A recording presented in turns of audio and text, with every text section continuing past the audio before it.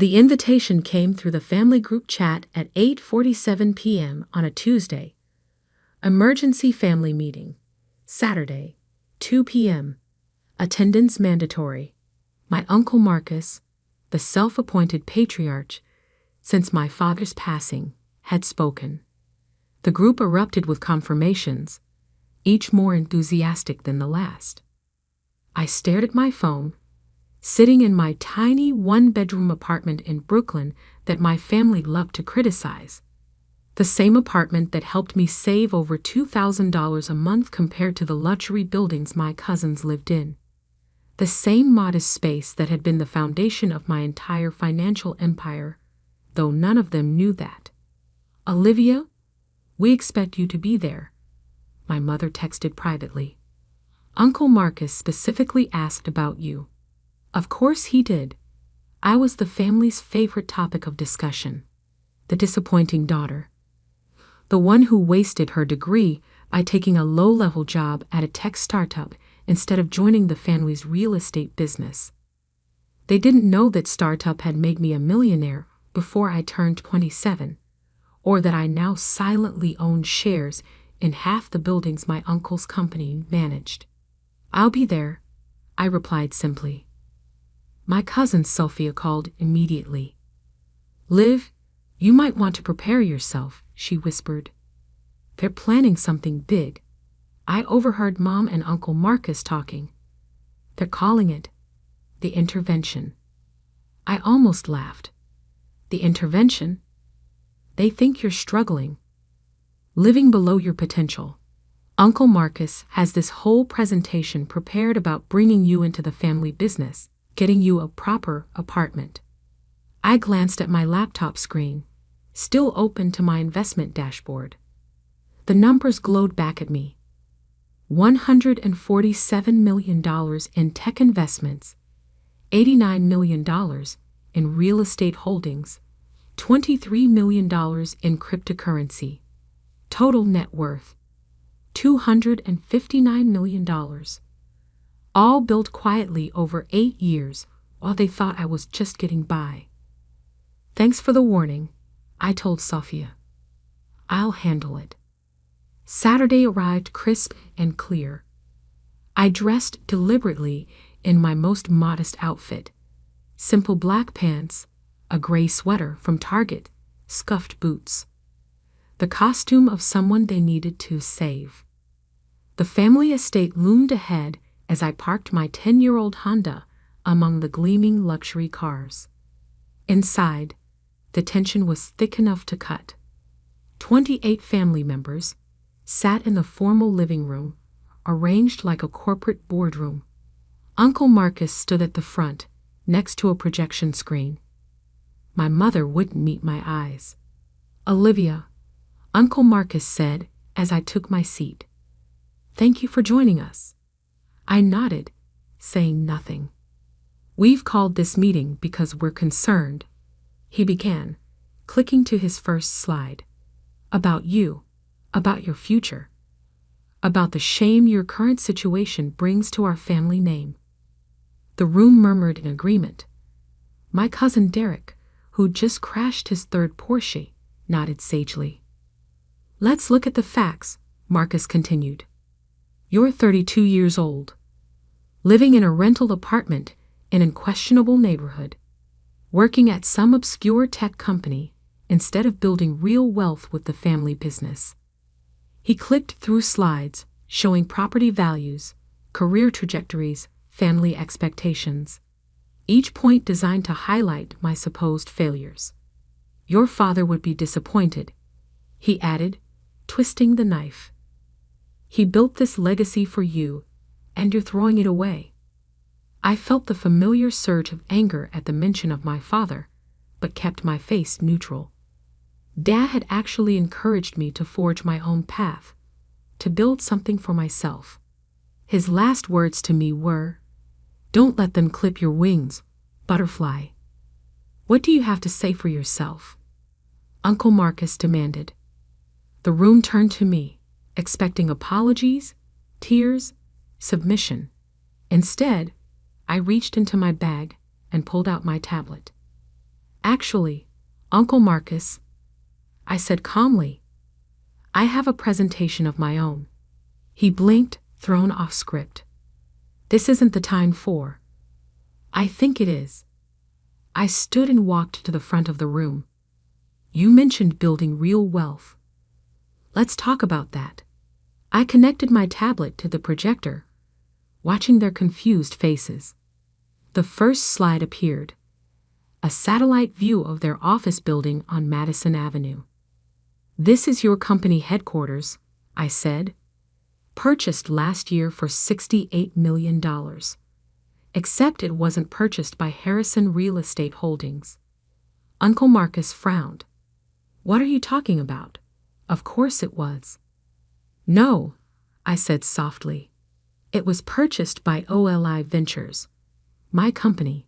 I clicked to the next slide, showing the ownership documents, along with 6 other properties in your portfolio. The room erupted in whispers. Uncle Marcus's face turned red. That's impossible. You can't afford. I clicked again. My investment portfolio filled the screen, numbers clear as day. The room fell silent, as if all the oxygen had been sucked out at once. As of this morning, I said into the silence, my net worth is $259 million. That tiny apartment you mock. It's in a building I own. That obscure tech company. I was employee number 4. My shares are worth 8 figures. My mother's hand flew to her mouth. Uncle Marcus gripped the podium for support. But, he stammered, why didn't you tell us? I looked at him steadily. Because you never asked. You were too busy planning interventions to notice I didn't need one. The room stayed frozen. Years of assumptions were crumbling around them. My cousin Derek had dropped his phone. Aunt Patricia looked like she might faint. Now, I said, clicking to my final slide, should we talk about the real estate market? Because I have some concerns about your recent acquisitions. The silence lasted exactly 37 seconds before Aunt Patricia found her voice. This must be some kind of mistake, she sputtered, her perfectly manicured hands trembling as she adjusted her pearl necklace. Olivia has always been modest. I smiled slightly. Would you like to see the bank statements, Aunt Patricia? Or perhaps the property deeds? I have those too. Uncle Marcus had collapsed into a nearby chair, his face ashen. How? He whispered. How did you manage this without any of us knowing? I pulled up another slide. Let's start with 2016. While you were all mocking my entry-level job at that weird little startup, I was earning stock options. The company was called DataSphere. You might recognize it now. It went public last year at $86 billion. Derek leaned forward, suddenly interested. But that's the company that revolutionized AI data processing. Yes, I nodded, and I own 2% of it. But that was just the beginning. I took those earnings and started investing in real estate. Not the luxury developments you chase, but strategic properties in emerging tech corridors. Silicon Valley, Austin, Boston. My mother stood up shakily. Olivia, sweetheart, why didn't you come to us for advice? We could have helped, like you helped when I wanted to take that tech job, I asked quietly, or when I moved to Brooklyn instead of the Upper East Side. The family's idea of help has always come with conditions. The room shifted uncomfortably. They remembered all the snide comments, the interventions, the constant pressure to conform to their version of success. But that's not why I'm showing you this, I continued, clicking to a new slide. These are your company's recent acquisitions. 6 properties, all purchased above market value, all in areas with declining tech presence. Uncle Marcus straightened, his business instincts kicking in despite his shock.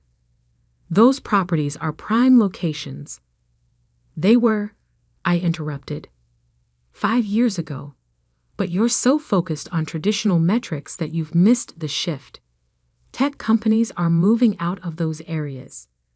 I know because I've been tracking their real estate plans through my network. I show them the data, vacancy rates, market trends, projected values. The same information I'd been trying to share for years, only to be dismissed as inexperienced. Your portfolio is about to take a significant hit, I explained, unless you pivot quickly. Cousin James, who'd recently been promoted to VP despite having no qualifications beyond being Uncle Marcus's son, scoffed. And I suppose you think you know better than us. I pulled up one final document. Actually, yes. My properties in the same market have seen a 47% increase in value over the past 18 months. Because I understand where the industry is actually heading, not where you think it should be. The room erupted in chaos. Some family members started furiously Googling my claims. Others whispered frantically among themselves. Uncle Marcus just stared at me, seeing me, really seeing me, for perhaps the first time. What do you want? He finally asked. Why show us all this now? I took a deep breath. This was the moment I'd been waiting for. I want to propose a merger. Your experience with traditional real estate, combined with my tech industry insights and capital. But I held up a hand as excitement flickered across his face. There would be conditions. What conditions? My mother asked softly. First, a complete restructuring of the company leadership. No more promotions based on family ties. We hire the best people, period. Second, a new investment strategy focused on future trends, not past patterns. And third, I paused, looking around the room, an end to these family interventions. No more judging people's choices just because they don't match your expectations. Uncle Marcus started to speak, but Aunt Patricia cut him off. And if we refuse? I smiled, not unkindly. Then I'll continue buying properties in your target markets. Only I'll do it first, with better information and more efficient capital. Your choice. The weight of the moment hung in the air. Decades of family dynamics, power structures, and assumptions about success were being rewritten in real time. My cousin Sophia, who'd warned me about the intervention, suddenly started laughing. Oh my God, she gasped. All those times you asked to join our real estate meetings. You weren't looking for a job. You were doing market research. I winked at her. Someone was paying attention. The family meeting that was supposed to be my intervention had turned into something else entirely. A reckoning. A redistribution of power. And perhaps, if they were smart enough to take my offer, the beginning of something new. Uncle Marcus stood up slowly, straightening his tie. I think, he said carefully, we should continue this discussion over dinner. Perhaps at your apartment? The same apartment they'd spent years criticizing. I caught the hint of humility in his voice and nodded. I'll have my chef prepare something suitable. Your chef? My mother squeaked. Of course, I replied. Did you think I actually cooked all those holiday dishes myself? The drive back to my modest Brooklyn apartment was silent. My mother had insisted on riding with me, perhaps hoping to bridge the years of misunderstandings during the 20-minute journey. She kept glancing at my old Honda, no doubt wondering why I drove it when I could afford a fleet of luxury cars. It's a good car, I said finally. Reliable. Inconspicuous. Like you, she whispered. All these years we thought. You saw what you expected to see, I replied, pulling into the private underground garage of my building. The security guard nodded respectfully as we passed. Mr. Santos, is everything prepared upstairs? Yes, Ms. Olivia. Your chef has everything arranged, and the documents you requested are in your office. My mother's eyes widened as we stepped into the private elevator. Documents? Merger proposals, financial projections, the kind of homework you always told me to do, remember? The elevator opened directly into my apartment, and I heard my mother's sharp intake of breath. The tiny space they pitied me for was actually 3 units combined into a 4,000 square foot masterpiece. Floor-to-ceiling windows showcased the Manhattan skyline and original artwork. Much of it from emerging artists I'd invested in adorned the walls. Uncle Marcus and the others arrived minutes later, their luxury cars having taken longer to find parking on the street.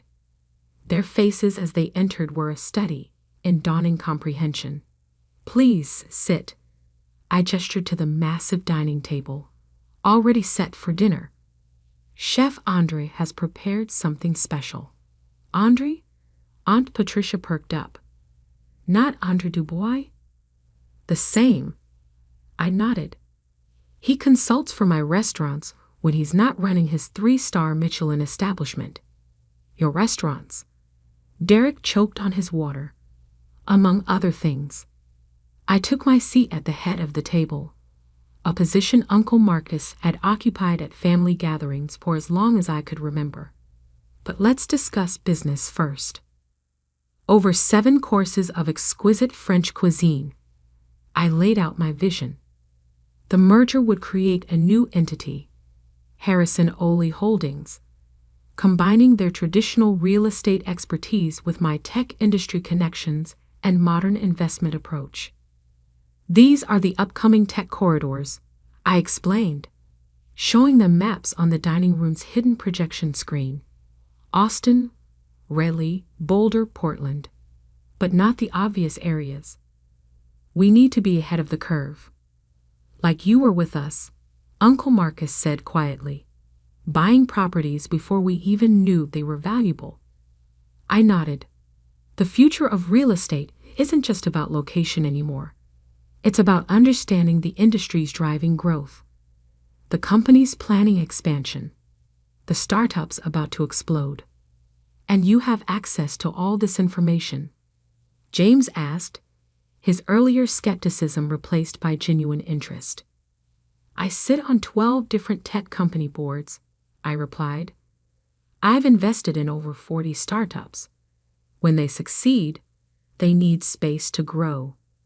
Real estate isn't just about buildings anymore. It's about ecosystems. As dessert was served, a deconstructed apple tart that made Aunt Patricia actually cry, I distributed the formal proposal documents. Take time to review these, I said. Have your lawyers look them over. But understand this, the offer expires in 72 hours. Why such a rush? My mother asked. I pulled up one final presentation on the screen. Because 3 major tech companies are announcing relocations next month. Their employees will need housing. Their operations will need facilities. The properties need to be secured before those announcements drive up prices. Uncle Marcus was already reading intently, his business instincts overriding any lingering family dynamics. These projections, they're aggressive. They're conservative, I corrected. I've only included confirmed expansions, not potential ones. The actual opportunity is larger. As the evening wound down, the family dynamics had shifted palpably. Gone were the condescending comments about my lifestyle choices. Instead, cousins who'd once mocked my career were asking about tech investment opportunities. Aunts who tried to set me up with suitable men were suddenly interested in my business strategies. One last thing, I said as they prepared to leave. If we do this merger, we do it my way. No more nepotism. No more old boys club. We hire the best people, period. Can you handle that? Uncle Marcus looked around the apartment, at the success they'd been too blind to see, at the empire I'd built while they'd been planning my intervention, and nodded slowly. "I think," he said carefully, "we'd be fools not to." 3 days later, the merger documents were signed. 6 months after that, Harrison Ola Holdings had doubled its portfolio value. The family that had once gathered to save me was now following my lead. My father would have loved the irony. Last week, I finally sold the Honda. Not because I needed something flashier, but because I'd found another young professional who needed a reliable car to get to their modest job. I included a note with the keys. Sometimes the biggest dreams hide behind the smallest beginnings. Trust your path. The family still holds regular meetings, but they're different now. Less about judgment, more about growth. Less about maintaining appearances, more about creating value. And that tiny apartment they'd been so worried about, I kept it. Renovated it into a startup incubator for young entrepreneurs who, like me, have dreams bigger than their current circumstances. Because sometimes the best revenge isn't proving people wrong, it's showing them a better way to be right. As for Uncle Marcus, he recently admitted something at a board meeting. I spent years trying to protect the family legacy, only to discover that Olivia was building its future. I didn't say, "I told you so." I didn't need to. Success speaks for itself. Sometimes it just needs a little time to find its voice.